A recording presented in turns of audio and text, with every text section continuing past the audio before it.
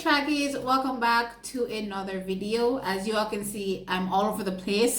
Don't mind the background. That being said, please remember to smash that subscribe button, hit the like button as well. That's how the video gets to the YouTube algorithm. Share the video if you care. I hope you all care, so share. And yes, please sound off in the comment section below. So let's jump into the male sprints. I'm very excited for what is to come. I'm looking forward to a number of personal bests, a number of surprises as well, trackies. And yeah, it is going to be absolutely thrilling.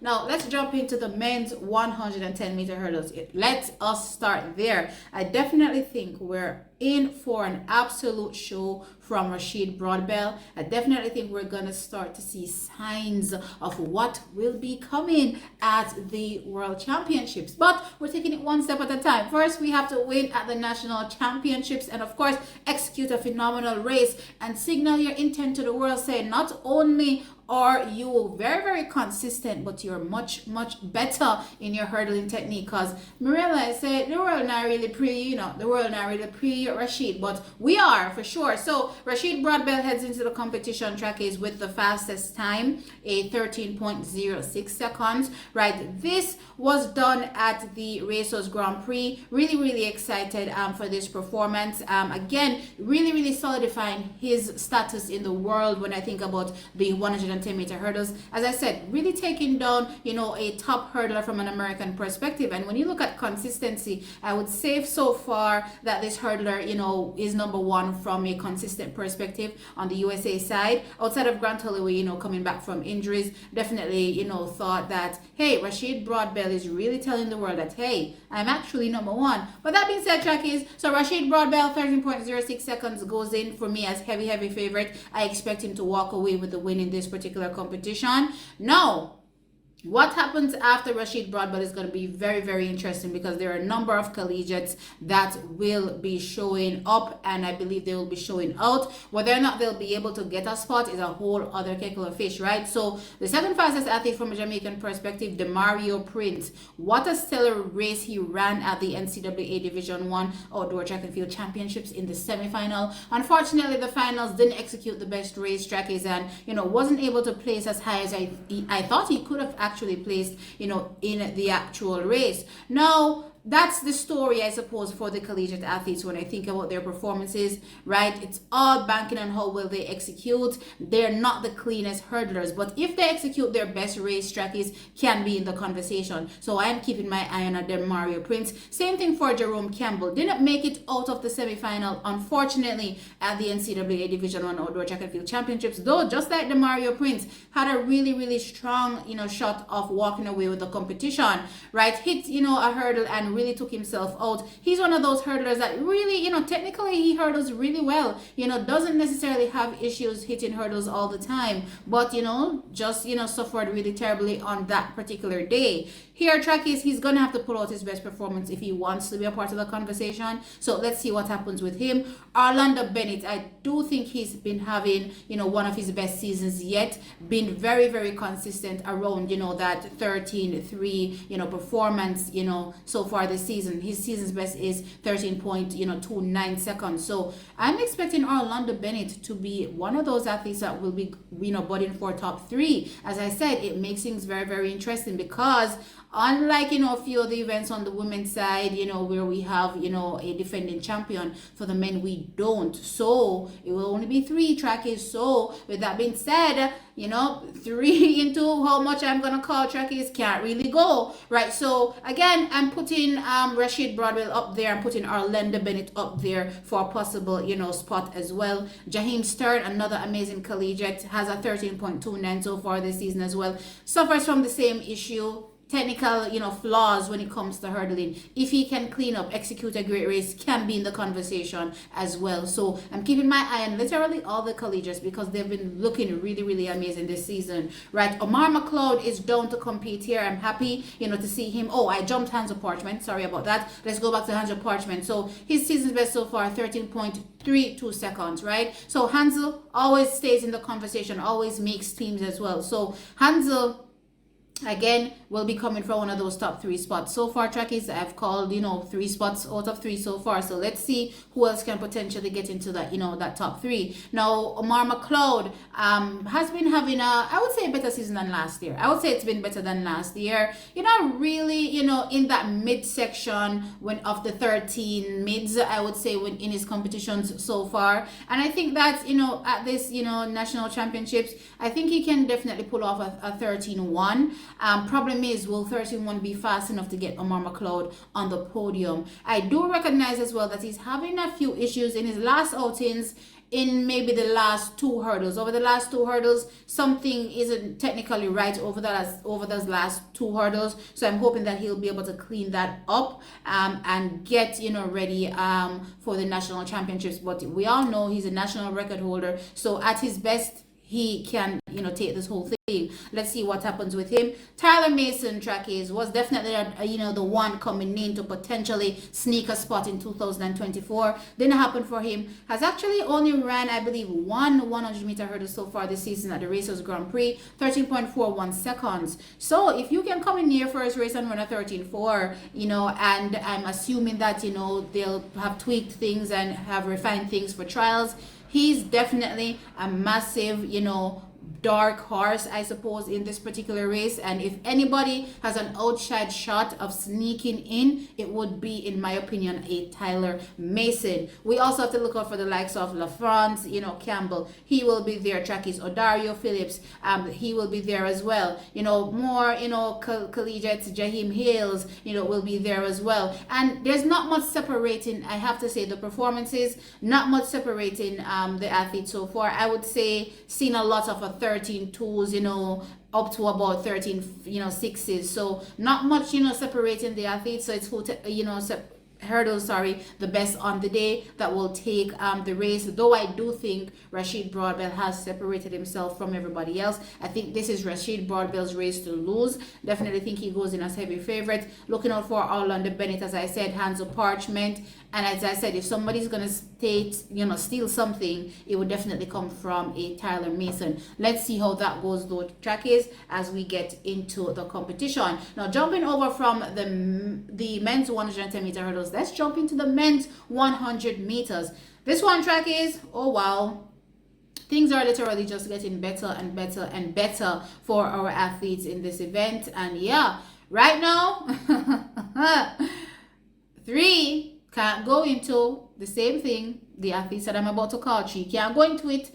And I'm, a little confused to this day as it relates to whether or not Akeem Blake does have a bye from the Diamond League, you know what I mean? Will they be giving the athletes that won in 2024 the bye, or will it be 2025? I still don't know, trackies. There's still a lot of confusion when it comes to that. So, as things stand right now, Jamaica can only sadly send 3. And we have so many good athletes, trackies, and I think we're in for a number of surprises in this men's 100 meters. So far, I'm seeing signs of surprises. So let's kick things off with, the fastest man, from a Jamaican perspective, Kishane Thompson, going in as, I think, co-favorite this year. Last year, I thought he was heavy favorite. This year, I think he goes in as co-favorite. And I'm going to tell you why. He has a time of 9.88 seconds. He's a whole 10th faster than everybody else so far from a Jamaican perspective this season. But even though he's that much faster, trackies, I do think he has a major challenger this season, and I do think it's going to come down to the line. And honestly, I'm scared to call the winner. But anyway, so Kishane Thompson has been looking great all season. Trackies incrementally improving. Not much to complain about when it comes to Kishane. Yes, he has some technical flaws that he's had, from the beginning of his career, from dropping out of the sky, in 2023, pretty much. It's not going to be fixed overnight, right? So let's see, what we get out of him. I'm hoping for a personal best here. I think he can deliver a personal best. I think he's going to actually need a personal best to win this race, actually. His personal best, 9.77 seconds. I'm thinking it's going to take something faster. And I know I see people saying they're not expecting anything fast here. I think it's going to take something faster to win at the National Stadium. But let us see. The second fastest man in Jamaica so far, Akeem Blake. I'm torn when it comes to Akeem Blake because he looks so much better in 2025. I'm like, why oh why is World Athletics messing with Akeem Blake? He won the Diamond League, for God's sake. Give him his bye. That's my view when it comes to him. For sure, track is he's in the conversation, and I'm expecting actually a personal best out of him. So far from this season, 9.96, his personal best 9.88, right? I'm thinking we're getting a personal best out of him as well. The big question is, track is, will the personal best be fast enough to make sure he stays in top 3, right? That is the question. Third fastest Akeem, Oblique Seville this season, 9.97 seconds. Now, track is, with this performance and given what I've seen from Oblique Seville so far this season, I think he is a major threat to whether or not Kishane Thompson will be able to retain his 100-meter title here at the National Stadium. Now, when I look at Oblique Seville season so far, of course, he looks very heavy, very bulky. You could see that he's lifting a lot, has been working a lot as well on his 200 meters. And coming out of that track is, you could clearly tell that there's not much that was going on, from a speed, focus perspective. And to see him run this well when he's this heavy and clearly not fine-tuned is actually very, very scary. And I remember watching him at the Racers Grand Prix, and coming out of that, I was asking myself, oh my gosh, for the love of God, what's going to happen when he starts to fly? Oblique Seville has an amazing start. In case some of y'all forget, right? And I know Kishane's start is great.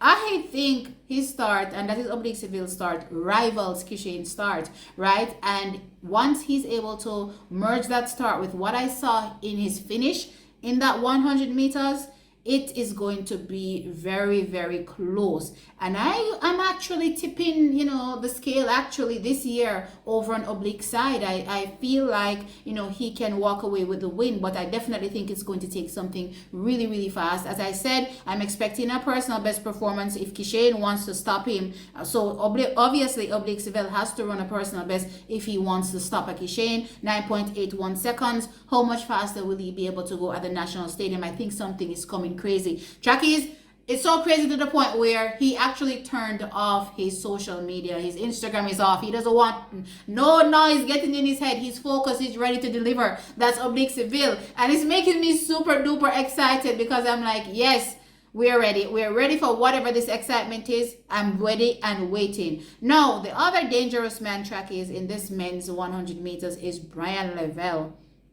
10.02 seconds so far this season.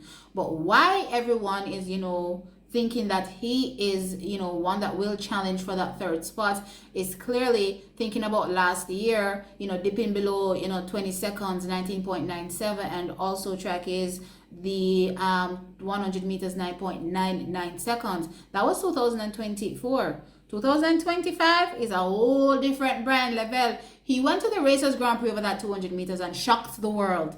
19.79 seconds. Yes, it was windy, but track is, oh my gosh, what's going to happen in that 100 meters? Well, I know for sure a personal best is coming, and I'm thinking it's going to take, at least out of a Bryan Lavelle, I'm expecting, if not 9.9 on the nose, then it's going to be a 9.8 high, which means that if Akeem Blake is able to run that PB that I'm hoping him to run, then he may be able to stay ahead of a Bryan Lavelle. But Bryan Lavelle is coming through thick and fast, and it's going to be hard to stop him. Let's see what happens. We have really a really strong 4, as I said.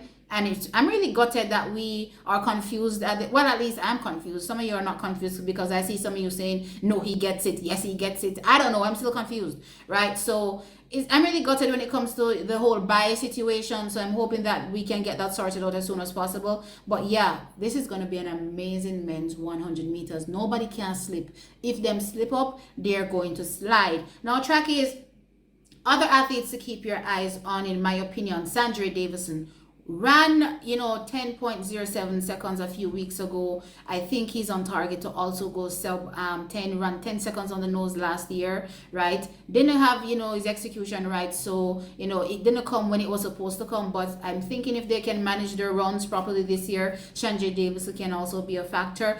Also keeping my eyes on the likes of Adrian Golson as well. He's always there or thereabouts, right?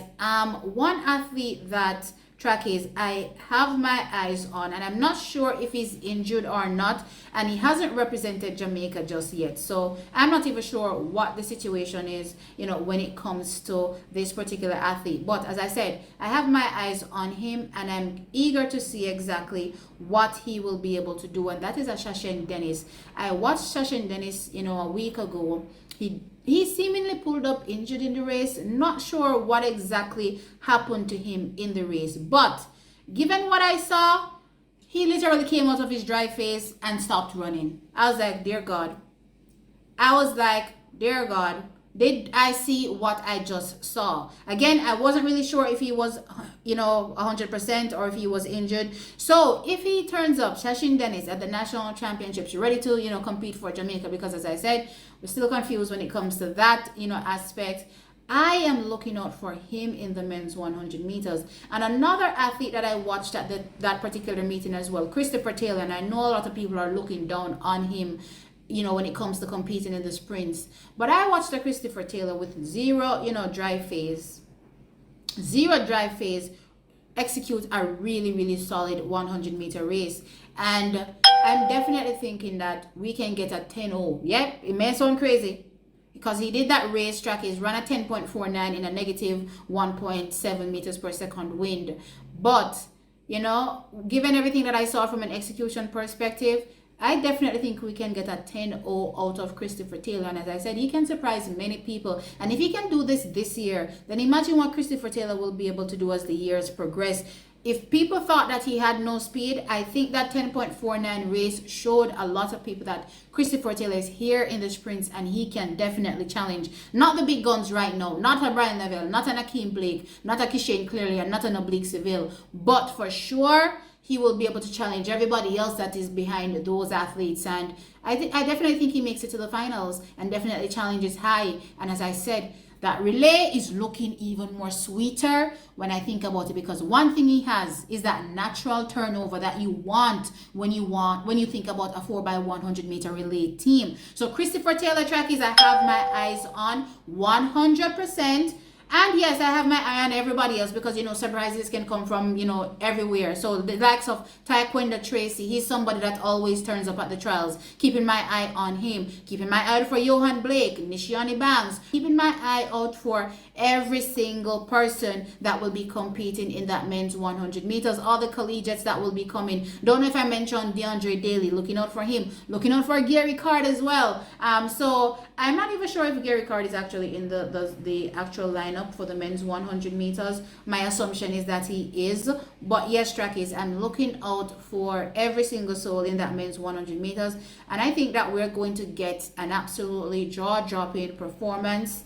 Our performances in the event, and I think it's going to leave the world shook, in my opinion. But anyway, trackies, let's jump on over from the men's 100 meters, and I want to jump into the men's 200 meters. I don't know if I mentioned Julian Fort. I am looking out for Julian Fort as well. I'm keeping my eye on Nigel Ellis as well. He's another athlete that I think has something to say. But trackies, there's so many men and only 8 spots in the final, so let's see how it's gonna go. All I know is those 4 that I did mention before, I think they have, something in store for the world. And I think, they're about to break the internet. I definitely think that they're about to break the internet. Let's jump over into the men's 200. This one is very, very interesting too, because I think we have 4 athletes, and 4 also can't go into 3, unfortunately. And I do think that we're in for something special from Oblique Seville. He's the fastest Jamaican athlete so far with a 20.13 seconds. I think Oblique Seville is in for an absolutely stellar national championships, and I can't wait to see, what is to come with him. Now, the second fastest Jamaican, Akeem Blake, with a 20.20 seconds, is also, going to be vying, for a spot on the team. Makes things a whole lot interesting. And as I said, Akeem Blake for me has been having a stellar season, right? Here in comes the trouble man, Bryan Lavelle. Bryan Lavelle has run a 20.63 seconds legally so far, but we're not going to act like we didn't see that 19.79. So we know exactly what he's coming with, right? Though it was windy. In my opinion, Bryan Lavelle is favorite in this men's 200. But even though he's favorite, keep an eye on Oblique Seville. I think he is the danger man here. Though as I said, Bryan Lavelle starts as favorite, Oblique Seville is the danger man. Now, I've mentioned 3 athletes already, but there's another athlete, Christopher Taylor. Christopher Taylor, track is, doesn't have a legal performance that may impress you so far this season. However, based on what I've been witnessing, track is, I think he's slotted in for that 3rd position. It will not be easy. He's going to have to fight tooth and nail to take down an Akeem Blake that has been looking absolutely fantastic so far this season to be able to get on that team. Think he has it in him, but as I said, it's going to take a mountainous task for him to get there. I think he gets there, right? So my top 4 is actually, you know, Bryan Lavelle, Oblique Seville. I'm telling you, Oblique Seville is looking crazy. It doesn't appear that way yet, but I'm telling you, I think he's in for something ridiculous. But I'm still gonna go Bryan Lavelle. I'm gonna say Oblique, and I'm gonna say Christopher Taylor hangs on for 3rd with Akeem Blake right there as well, you know, for this particular men's 200 meters. But you still have to look out for the likes of the collegiates, Demar Francis, you know, Bovell